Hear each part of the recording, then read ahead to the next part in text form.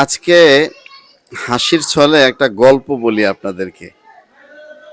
আর এই গল্পের প্রথম যেই আমি হেডিংটা দিতে চাই, হেডিং এর নাম হইল পোলাপান এত জাউরাকে। আচ্ছা, এবার তাহলে সেই গল্পটা বলি। বর্তমানে মোবাইল একটা মহামারী আকার ধারণ করছে আমাদের মধ্যে। বাবাও মোবাইল চালায়, পোলাও মোবাইল চালায়, পোলার বউও চালায়, আবার পোলার মায়ও চালায়। সবার হাতে হাতে একটা স্মার্টফোন। আর এই স্মার্টফোন প্রথমত যেটা করেছে সেটা হলো আমাদের ভালোবাসাটাকে কেড়ে নিয়ে স্মার্টফোন তার নিজের দখলে আমাদের ভালোবাসাগুলোকে নিয়ে গিয়েছে। স্বামীর পাশে স্ত্রী শুয়ে থাকে, এতদিন গল্প করতো স্ত্রীর সাথে স্বামী, স্বামীর সাথে স্ত্রী। এখন মোবাইল গল্প করে স্বামীর সাথে, আবার স্বামী গল্প করে মোবাইলের সাথে, অথবা মোবাইল গল্প করে স্ত্রীর সাথে, অথবা স্ত্রী গল্প করে মোবাইলের সাথে।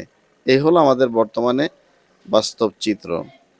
তার এই বাস্তব চিত্রগুলো তুলে ধরার জন্য একটা গল্প বলি আপনাদেরকে। দেখেন, এক বাবা ফেসবুকে ঢুকছে, ঢোকার পরে রাত্রে শুয়ে শুয়ে রয়েছে। এমন সময় একটা মেয়ের আইডি দেখছে। মেয়ের আইডি দেখা এখন বাবা মেয়ের ফেসবুকের মেসেঞ্জারে ঢুকছে, ঢুইকা বলতেছে, সুন্দরী আমার সাথে প্রেম করবা? এখন ওই পাশ থেকে লেখা আসছে সম্ভব না। এখন মুরব্বী বলতেছে যে কেন সম্ভব না? বলছে সম্ভব না। বলছে দেখো, তুমি যদি আমার সাথে প্রেম করো তাহলে আমি তোমাকে প্রত্যেকদিন 500 টাকা করে হাত খরচ দিব। এই পাশ থেকে মেসেঞ্জার থেকে মুরব্বী লিখছে আর কি। আবার ওই পাশ থেকে বলছে, তোমার আল্লাহর দোহাই লাগে তুমি এই সমস্ত চ্যাটিং বন্ধ করো, বাবা আমি তোমার ছেলে বলছি। এখন আশ্চর্যের বিষয় না, উনি অফার করছে মেয়ের আইডিতে, অথচ প্রথম প্রস্তাব এর উত্তর আসলো সম্ভব না। দ্বিতীয় 500 টাকা করে দৈনিক পকেট খরচ দিবে, হাত খরচ দিবে, এটার উত্তরে আসছে বাবা আমি তোমার ছেলে। এখন আইডিটা হইল মেয়ের, ছেলে কতটা জাউরা হইলে একটা মেয়ের নাম দিয়ে আইডি খুলতে পারে, আর বাবা কতটা জাউরা হইলে সন্তানাদি থাকার পরেও ফেসবুকের মেসেঞ্জারে ঢুইকা একটা মেয়েকে এ ধরনের মধ্যবয়সী একজন পুরুষ মানুষ অফার করতে পারে। সেজন্য আমি আজকে গল্পটা সাজাইছি এভাবে যে পোলাপান এত জাউরাকে। ঠিক আছে, আর এর পিছনে সবচাইতে বড় দামি হয়েছে মোবাইল মামা, বুঝছেন? এই মোবাইল আমাদের সম্পর্ক নষ্ট করে দিচ্ছে, এই মোবাইল আমাদের সন্তানদেরকে নষ্ট করে দিচ্ছে, এই মোবাইল আমাদের বাবাদেরকে নষ্ট করে দিচ্ছে, এই মোবাইল আমাদের মাদেরকে আমাদের কাছ থেকে কেড়ে নিয়ে তার পরকীয়া প্রেমিকের কাছে নিয়ে যাচ্ছে। এই মোবাইল আমার বোনকে, আমরা একটু হাসি খুশি আনন্দ উল্লাস করে বোনকে বিয়ে দিব, সেই আশা ভরসাকে একেবারে নাস্তানাবুদ করে দিয়ে বোনকে ভাগিয়ে নিয়ে যাওয়ার ব্যবস্থা করে দিচ্ছে। মোটামুটি মোবাইলের উপকারিতা খুব ভালোই আমরা দেখতে পাচ্ছি। তবে হ্যাঁ, এক শ্রেণীর মানুষ আছে যারা চিন্তাই করে যে একটা মেয়ে বিয়ে দিতে গেলে 2-4-5 লক্ষ টাকা খরচ হয়, এই টাকাটা খরচ করার কি দরকার? আর মেয়েটা তো গার্ডিয়ান, মানে এর মাধ্যমে যদি বিয়ে শাদী হয় তাহলে তো ছেলে পক্ষের কত ডিমান্ড থাকে, হুন্ডা লাগবে, বিদেশ পাঠানো লাগবে, দোকান করে দেওয়া লাগবে, অথবা অটো রিক্সা কিনে দিতে হবে, গলার চেইন দিতে হবে, আংটি দিতে হবে। এগুলার দ্বারা বাবা মাও না অনেকটা অতিষ্ঠ।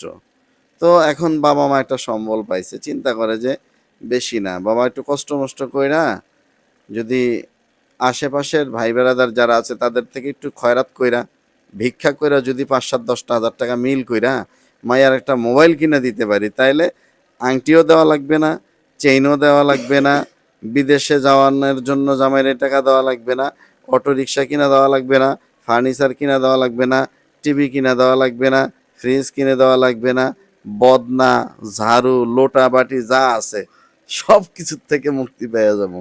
এজন্য বাবা করে কি, যদি রিক্সাও চালায় 500-700 করে জমাইতে জমাইতে 2-4 হাজার জমায়, আর কারো কাছ থেকে খয়রাত করে কিছু জমায়, জমায় মাইয়ার একটা মোবাইল ধরে দেয়, ব্যাস মাইয়া মোটামুটি আলহামদুলিল্লাহ মেকআপ সুন্দরী, উনি খুব সুন্দর করে সাজুগুজু করে অনলাইনে আসে। আসার পরে একসময় বসন্তের কোকিল যারা আছে তারা ওনাকে নক করে। নক করার পর একটা পর্যায়ে সম্পর্ক হয়। আবার বাবার আদরের মেয়েটাকে শেষ পর্যন্ত কি করে? নিয়ে যায়। বাবা-মাও মানে গাও ছাড়া দিয়ে বলে, "আলহামদুলিল্লাহ বেঁচে গেলাম। সবকিছু থেকে দায়মুক্ত হয়ে গেলাম।" মেয়েও বলে যে, "না, আমার বাবা আমাকে অনেক কষ্ট করে লালন-পালন করে এত বড় করছে, বাবাকে বাঁচিয়ে দিতে পারলাম।" কিন্তু শেষ পর্যন্ত বাসটা যে কে খায়, হ্যাঁ? ওই যে কে খায় জানেন? ওই জাউরা পোলাপান খায় আরকি। যে সমস্ত জাউরা পোলাপান এই যে প্রেম-টেম এই জাতীয় এগুলা করতে যায়া নিজের বাবা-মা এত কষ্ট করে পড়াশোনা করালো, এত কিছু করলো। কোনো কিছুকে দাম না দিয়া একটা ওই মনে করেন একটা খয়রাতির মাইয়ারে বিয়া শাদী কইরা নিয়ে আসলো। আসার পরে শেষ পর্যন্ত বাবা-মার সাথে সম্পর্ক নষ্ট, সম্পর্ক ভালো যায় না। কত কি সমস্যা। এক কথায় মোবাইল আমাদেরকে একেবারে ধ্বংসের দ্বারপ্রান্তে নিয়ে গিয়েছে। আর এই মোবাইলের মধ্যে যত অপকর্ম আছে সব জাউরা পোলাপানগুলা করতাছে। এজন্য মোবাইল আসলে এটা প্রয়োজনীয় জিনিস। এটাকে কাজে লাগাতে হবে প্রয়োজনের কাজে। কিন্তু এটা নিয়ে জাউরামি করা, হ্যাঁ, চ্যাটিং করা এগুলার জন্য তো মোবাইল না রে ভাই। ঠিক আছে? এই কথাগুলা বললাম যদিও কথাটা একটু কেমন যেন শোনা যায় যে হুজুর মানুষ কেমনে, কেমনে জানি কইলেন। ঠিক আছে, আমিও জানি হুজুর মানুষ এগুলা কইলে ভালো লাগে না। এটা ঠিক। কিন্তু কথাগুলা তো বোঝার জন্য বলছি। হ্যাঁ? আমার মানে এটা আমাকে আমি ওসিয়ত করছি আরকি মনে করেন, আপনাদেরকে না। হ্যাঁ, আপনারা যদি মনে করেন যে না আপনাদের এই কথাটা কাজে লাগবে না, কথাটা ঠিক আছে, তাহলে ওকে ফাইন। আপনারা আমাকে সাপোর্ট করতে পারেন। আমার ভিডিও দেখার জন্য আমার চ্যানেলটি সাবস্ক্রাইব করতে পারেন। যারা ফেসবুক পেজ থেকে দেখছেন ভয়েস অফ ইসলাম তারা ফলো দিয়ে রাখবেন। YouTube channel voice of Islam আপনারা সেখানে সাবস্ক্রাইব করে রাখবেন। আমার পাশে থাকবেন। নিত্য নতুন ভিডিও নিয়ে আপনাদের সামনে হাজির হবে আপনাদের প্রিয় নোমান ভাই ইনশাআল্লাহ। আপনাদের সাথে পরবর্তীতে দেখা হবে। আজ এ পর্যন্ত। ভিডিও সম্পর্কে মূল্যবান মতামত কমেন্ট বক্সে লিখবেন এবং লাইক দিয়ে ভিডিওটা শেয়ার করে দিবেন। আজ এ পর্যন্ত সকলে ভালো থাকবেন, সুস্থ থাকবেন। আল্লাহ হাফেজ। আসসালামু আলাইকুম ওয়া রাহমাতুল্লাহি ওয়া বারাকাতুহু।